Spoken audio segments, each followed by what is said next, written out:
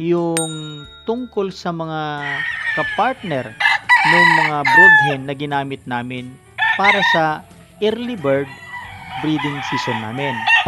Ang advice ng mga expert natin sa early bird na pagpapalahi ay gumamit daw tayo ng brood stag at brood pullets. Na ibig sabihin, ang mga manok na ito ay nagkakaedad ng 9 months pataas basta't hindi pa sila naglulugon. Pero sa kaso nga namin mga boss, dahil maaga kang naglugon yung aming mga tested na inahin, sila na yung aming ginamit. At baka magulat din kayo mga boss, ang ginamit din naming mga broodcock na kapartner nila ay yung mga old cocks na rin namin.